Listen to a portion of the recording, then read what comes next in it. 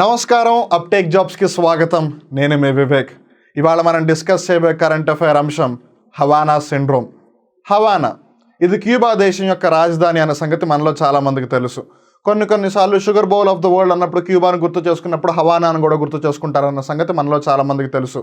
కానీ హవానా పక్కన సిండ్రోమ్ ఏంటిది? ఎందుకంటే సిండ్రోమ్ అంటే it's basically like a combination of few symptoms. Syndrome అనగానే మనం అంతసేపు ఏదో ఒక వ్యాధో ఏదో ఒక డిజార్డర్ అనుకుంటూ ఉంటాము. మరి ఒక ప్రాంతానికి ఒక డిజార్డర్కి ఎలా సంబంధం కుదిరింది, లేదు హౌ దే ఆర్ టుగెదర్. అలానే ఈ హవానా సిండ్రోమ్కిను ఇక్కడ ఈ మనిషి అని అలా పెట్టడానికి గల ఉన్న కారణం ఏంటిది? ఎందుకు అనంటే ఇది మైక్రోవేవ్ వెపన్ అన్నమాట. ప్రపంచంలో చాలా కొద్దిమంది దీంతో సఫర్ అవుతున్నారు. అండ్ ఇన్ఫ్యాక్ట్ దీని గురించి మీరు తెలుసుకుంటే కనుక అసలు నిజంగా ఇలా జనాలు చెయ్యగలరా, ఎందుకు ఇలా చేస్తున్నారు అనే డౌట్ మీకు ఖచ్చితంగా వస్తుంది. ఒకవేళ వచ్చినట్టయితే కింద కామెంట్ సెక్షన్లో కామెంట్ చేసి చెప్పండి. రాకపోతే రాలేదు అని కింద కామెంట్ చేసి చెప్పండి.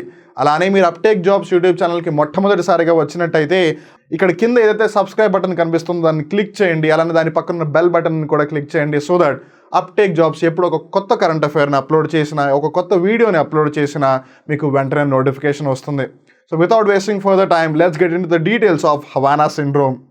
ఫస్ట్ అండ్ ఫార్మోస్ట్ అసలు మనం ఈ హవానా సిండ్రోమ్ అనే అంశం గురించి ఎందుకు చర్చించుకుంటున్నాము అంటే, recently a Bengaluru resident filed a petition in Karnataka high court requesting a writ of mandamus for an enquiry on Havana syndrome in India.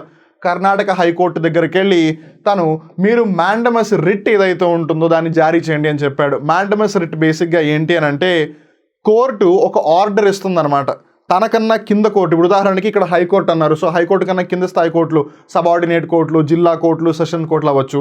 లేదు ఒకవేళ సుప్రీంకోర్టు అని ఉంటే హైకోర్టులతో కలుపుకుని అనమాట. సో తనకన్నా కింద స్థాయిలో, లేదు హైరార్కీలో కింద ఉన్న కోర్టులు కానీ, లేదు గవర్నమెంట్ని కానీ నువ్వు ఏదైతే చట్టం ప్రకారం చేయవలసిన పని ఉందో, ఏదైతే బాధ్యత ఉందో అది నిర్వర్తించమని ఒక ఆర్డర్ వేయడం. అది కొన్నిసార్లు పర్సన్ కావచ్చు, కొన్నిసార్లు ఆర్గనైజేషన్ కూడా అవ్వచ్చు. సో ఆ విధంగా మీరు గవర్నమెంట్కి ఒక ఆర్డర్ వేయండి అని చెప్పి కర్ణాటక హైకోర్టులో ఒక పర్సన్ మ్యాండమస్ రిట్ని రిక్వెస్ట్ చేశాడు అనమాట కర్ణాటక హైకోర్టు దగ్గరికి వెళ్ళి. దేనికి సంబంధించి? ఈ హవానా సిండ్రోమ్కి సంబంధించి. ఇన్ఫ్యాక్ట్ ఇక్కడ వెరీ ఇంపార్టెంట్ ఫ్యాక్ట్ మనం కన్సిడర్ చేయాల్సింది ఏంటంటే, government of India has decided to make an investigation about this. నిజంగానే ఇది మనందరం భయపడవలసిన ఒక అంశమా, లేదు ఎక్కడో ఒకళ్ళిద్దరు అలా సఫర్ అవుతూ ఉన్నారు, సో మనకి పెద్దగా ప్రాబ్లం ఏమీ లేదా అని ఒక 3 months టైం ఇవ్వండి, మేము డీటెయిల్గా ఇన్వెస్టిగేషన్ చేసి మీకు చెప్తామని గవర్నమెంట్ ఆఫ్ ఇండియా కూడా చెప్పిందనమాట. So that's how Havana syndrome has got so much of prominence in the recent past. ఇంతకీ హవానా సిండ్రోమ్ అంటే ఏంటి? It refers to a set of mental health symptoms that are said to be experienced by United States intelligence and embassy officials in various countries. మీరు ఆ వాక్యాన్ని జాగ్రత్తగా గమనించినట్టయితే నిజంగానే ఏదైతే నేను ముందు చెప్పానో మీకు, మీరు అవాక్ అవుతారు, మీరు సర్ప్రైజ్ అవుతారు అని అది మీకు మళ్ళీ ఒకసారి రియలైజ్ అవుతుంది అనమాట. ఎందుకనంటే to be experienced by United States intelligence and embassy officials అంటే కేవలం అమెరికా దేశానికి సంబంధించిన ఎవరైతే గూఢాచార సంస్థలు అవ్వచ్చు, ఫెడరల్ ఇన్వెస్టిగేషన్ ఏజెన్సీ అవ్వచ్చు, ఆ అధికారులు, లేదు దౌత్య సంబంధాలకు సంబంధించిన అధికారులు, లేదు ఎంబసీ అధికారులు ఎవరైతే ఉన్నారో కేవలం వాళ్ళు మటుకే సఫర్ అవుతున్నారంట. అండ్ ఓన్లీ యునైటెడ్ స్టేట్స్ దేశానికి సంబంధించిన వాళ్ళు అవుతున్నారు, మిగతా వాళ్ళు ఎవరు అవ్వట్లేదు. ఎందుకలా? అలానే అందరికీ తెలుసు సిండ్రోమ్ అంటే it's basically a group of symptoms, లేదు మిక్చర్ ఆఫ్ సిమ్టమ్స్ అనమాట. సో సిమ్టమ్స్ ఏంటి అని గమనిస్తే ఈ హవానా సిండ్రోమ్లో hearing certain sounds without any outside noise. ఇప్పుడు మీకు ఒకవేళ ఏదైనా సౌండ్ వినిపిస్తుంది అనుకోండి, అబ్బా వాడు చాలా సౌండ్ ఎక్కువగా పెడతాడు అని మనం ఇలా అంటాం. కానీ బయట అసలు సౌండ్ ఏమీ లేకుండా మీకు మటుకు లోపల ఆ సౌండ్ చాలా ఎక్కువగా వినిపిస్తుంటే బ్రెయిన్ ఎవరో ఇలా ఊపేస్తున్నట్టు, బ్రెయిన్ ఎవరో ఇలా డబడబ బాధేస్తున్నట్టు అనిపిస్తూ ఉంటుందన్నమాట. Nausea, vertigo and headaches, memory loss and even balance issues. కొన్నిసార్లు మనిషి స్టేబుల్గా నుంచోడానికి కూడా కష్టపడుతూ ఉంటాడు. చాలామందికి నేను ఎక్కడో ఎత్తులో నుంచున్నాను, నేను ఇక్కడి నుంచి పడిపోతున్నాను అని, కొన్నిసార్లు ఏమో వామిటింగ్స్ రావడం, కొన్నిసార్లు ఏమో సివియర్గా హెడేక్ రావడం, ఇవన్నీ వస్తున్నాయి.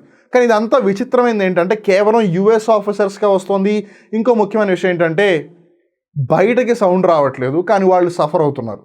దీని యొక్క పుట్టు పూర్వోత్తరాలను మనం గమనించినట్టయితే it traces it's roots to Cuba in the late 2016 when the US opened its embassy in the capital city Havana. Cuba అనేది ప్రస్తుతం సెంట్రల్ అమెరికా రీజన్ ఏదైతే ఉందో, మెక్సికో లేదు కరేబియన్ ఐలాండ్స్ ఏవైతే ఉన్నా ఆ చుట్టుపక్కల ప్రాంతాల్లో క్యూబా అని ఒక దేశం ఉంది.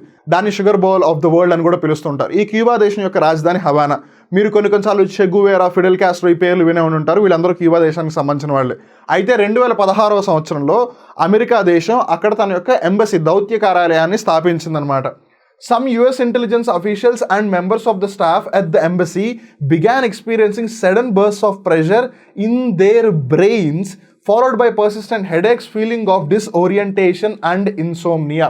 సో ఎప్పుడైతే అక్కడ దౌత్య కార్యాలయాన్ని స్థాపించారో అక్కడ ఎవరైతే అమెరికా దేశానికి సంబంధించిన అధికారులు ఉన్నారో వాళ్ళందరూ సడన్గా ఎవరో గట్టిగా వాళ్ళ తలని నొక్కేస్తున్నట్టు, గట్టిగా సౌండ్లు వినిపిస్తున్నట్టు, వాళ్ళకి ఏదో అయిపోతుంది అన్నట్టు ఫీలింగ్ రావడం మొదలైపోయిందన్నమాట.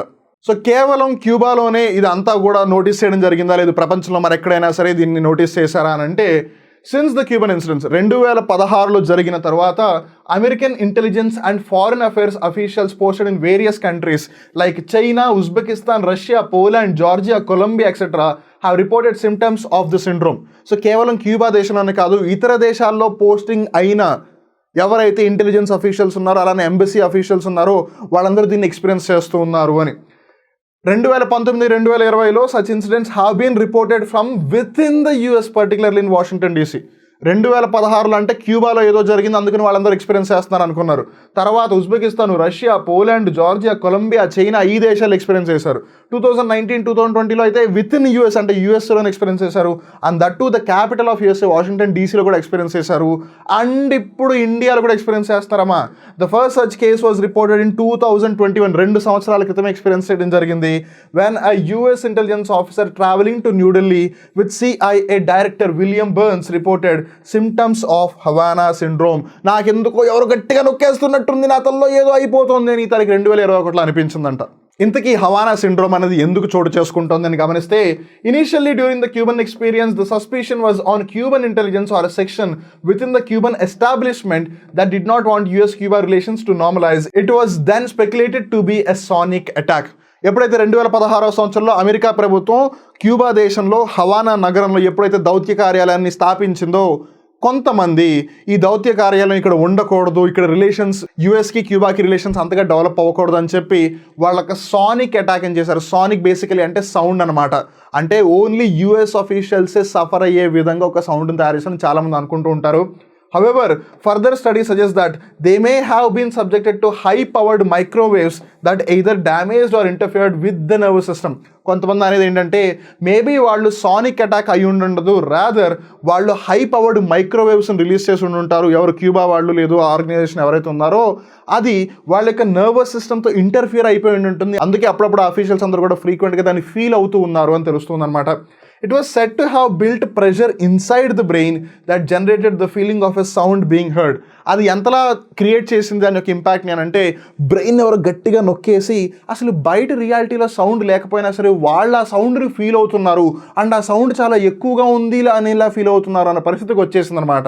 Greater exposure to high-powered microwaves is not only to interfere with the body's sense of balance, but also to impact memory and cause permanent brain damage. అధిక శక్తి గల మైక్రో తరంగాలకు ఒకవేళ మనం బాడీలోకి వెళ్ళిపోయినట్టయితే కేవలం వాళ్ళు ఎంతసేపు ఇలా సౌండ్ వినిపించడం ఇలా చేయడమే కాదు, వాళ్ళకి మెమరీ లాస్ కూడా వస్తుంది, కంప్లీట్గా బ్రెయిన్ కూడా డ్యామేజ్ అయ్యే అవకాశం ఉంటుంది. It was suspected that beams of high-powered microwaves were sent through a special gadget that Americans then called a microwave weapon. So Americans ఎవరైతే దీనివల్ల సఫర్ అవుతూ ఉన్నారో వాళ్ళందరూ కూడా ఈ మైక్రోవేవ్ అనే ఒక వెపన్ ద్వారా సఫర్ అవుతున్నారు. బికాజ్ ఆ మైక్రోవేవ్ వెపన్ హై పవర్ ఉన్న మైక్రోవేవ్స్ రిలీజ్ చేస్తుంది అని వాళ్ళందరూ అనుకున్నారు. Well, this definitely is a high power microwave without a doubt. అది మైక్రోవేవ్స్ని రిలీజ్ చేస్తూ ఉంటుంది. కానీ ఇక్కడ ప్రాబ్లం ఏంటి అని అంటే, ఇప్పుడు ఒకవేళ ఒక పర్టికులర్ రేంజ్లోకి ఒక హై పవర్డ్ మైక్రో రిలీజ్ చేసినప్పుడు కేవలం యూఎస్ వాడినే వెళ్ళి అటాక్ చేయాలన్న సంగతి ఆ వేవ్కి ఎట్లా తెలుసు? బికాస్ ఒక ఇండియన్ కూడా ఉండొచ్చుగా, ఒక పాకిస్తానీ కూడా ఉండొచ్చుగా, ఒక చైనీయుడు కూడా ఉండొచ్చుగా. ఎందుకంటే మనం ఇందాక చూసాము వివిధ దేశాల్లో రికగ్నైజ్ చేశారు అని. ఇప్పుడు క్యూబాలో పెట్టినప్పుడు క్యూబా వాళ్ళు ఏదైనా చేసుంటారు అంటే దట్స్ అండర్స్టాండబుల్. ఓకే, సరే ఏదో చేసుంటారు అనుకుందాం. వాళ్ళు ఉజ్బెకిస్తాన్కి వెళ్ళిన ఎక్స్పీరియన్స్ చేస్తున్నారు, ఇండియాలో ఎక్స్పీరియన్స్ చేస్తున్నారు, చైనాలో ఎక్స్పీరియన్స్ చేస్తున్నారు, పోలాండ్, జార్జియా ఇలా అన్ని దేశాలు ఎక్స్పీరియన్స్ చేస్తున్నప్పుడు అది ఓన్లీ క్యూబా ప్రాబ్లం ఎందుకు అనుకోవాలి? సో మనం చివరిగా ఏం చెప్పగలం? What can be the concluding remarks అంటే, after many years of data collection, experiments and medical examination of victims, the US has as yet not been able to come up with any conclusive evidence suggesting the microwave weapon is a reality. So 2016వ సంవత్సరం నుంచి ఇప్పటి వరకు చాలా చోట్ల చాలామంది మేము suffer అవుతున్నాము, ఇదంతా హవానా సిండ్రోమ్, ఇదంతా హవానా సిండ్రోమ్, ఇదంతా హవానా సిండ్రోమ్ అని అంటూ ఉన్నా నిజంగానే ఒక పవర్ఫుల్ మైక్రోవేవ్ ఉంది, వాళ్ళు నిజంగానే హై పవర్డ్ మైక్రోవేవ్స్ రిలీజ్ చేస్తున్నారు, దానివల్ల నిజంగానే జనాలు సఫర్ అవుతున్నారు, there is a device which can be called as a microwave weapon అనేది ఇంకా రియాలిటీలో ప్రూవ్ కాలేదు. There is also a question mark on how this so-called weapon is able to specifically target individuals and not affect all the people in its range. మనం ఇందాక అనుకున్నాం కదా, ఇప్పుడు ఒక వైపుకి ఇలా రేడియేషన్ రిలీజ్ చేస్తున్నారు, ఆ దారిలో ఎవరున్నా సరే వాళ్ళందరూ ఎఫెక్ట్ అవ్వాలి కదా. కేవలం యూఎస్ అఫీషియల్స్ మటుకే ఎందుకు ఎఫెక్ట్ అవుతున్నారు? ఎందుకంటే ఇప్పుడు పోలాండ్ అధికారులు కూడా ఉంటారు కదా, ఇండియాలో ఇండియన్ అధికారులు కూడా ఉంటారు కదా, మరి ఇండియన్స్ ఎఫెక్ట్గా అనేది ఓన్లీ యూఎస్ అఫీషియల్స్ ఇండియాలో ఎందుకు ఎఫెక్ట్ చేసుకుంటున్నారు? I mean why are the victim of that? Some medical experts in the US have outrightly debunked this theory. అంటే వాళ్ళు స్ట్రైట్ అవే కొట్టి పాడేశారు. ఏమని? Calling the syndrome a psychological illness amplified by widespread fear of being targeted. మీరు high officials అయినప్పుడు మిమ్మల్ని ఎక్కడ ఎవరు చంపేస్తారో అన్న భయం ఉంటుంది, మిమ్మల్ని ఎక్కడ ఎవరు వెంటాడుతున్నారో అన్న భయం ఉంటుంది, మీరు ఏం చేస్తున్నారు, ఎలా చేస్తున్నారు, ఎవరితో మాట్లాడుతున్నారు అన్నీ కూడా ఎప్పటికప్పుడు అబ్జర్వ్ చేసేవాళ్ళు చాలామంది ఉంటారు. ఇలా వీళ్ళందరూ కూడా సైకలాజికల్గా తెచ్చుకున్న ఒక డిజార్డర్ లాంటిది. ఇదంతా కేవలం వాళ్ళు అనుకుంటున్నారు అని చెప్పి యూఎస్ రీసెర్చ్లు వాళ్ళే చెప్తున్నారు, మెడికల్ ఎక్స్పర్ట్స్ చెప్తున్నారు. That's very interesting to know. ఎందుకంటే ఈ హవానా సిండ్రోమ్తో సఫర్ అవుతున్న వాళ్ళు ఏ దేశంలో చూసినా సరే they all are US related people. మిగతా దేశం వాళ్ళు ఎవరు సఫర్ అవ్వట్లేదు.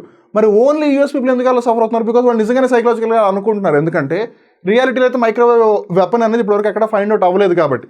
బట్ ఈవెన్ దెన్ ఆ బెంగళూరు రెసిడెంట్ ఎవరైతే యాక్చువల్గా కర్ణాటక హైకోర్టులోకి వెళ్ళి అడిగారో మీరు ఒక మ్యాండమస్ రిటర్న్ ఇష్యూ చేయండి అని, అడిగిన పర్సన్ ఇండియనే. That's very interesting. And government of India కూడా ఒప్పుకుంది, we will do a research, మాకు 3 months టైం ఇవ్వండి అని చెప్పి. So that's how this became a very interesting thing. మీరేమనుకుంటున్నారు? నిజంగానే ఒక హై పవర్డ్ మైక్రోవేవ్ వెపన్ ఉందంటున్నారా? ఉంటే అందరినీ ఎందుకు అటాక్ చేయట్లేదు, అందరు ఎందుకు విక్టిమ్స్ అవ్వట్లేదు, ఓన్లీ యూఎస్ వాళ్ళు ఎందుకు విక్టిమ్స్ అవుతున్నారు? మీకు ఏమైనా తెలిస్తే కింద కామెంట్ చేసి చెప్పండి. ఇది నిజమా కాదా అది కూడా కామెంట్ చేసి చెప్పండి.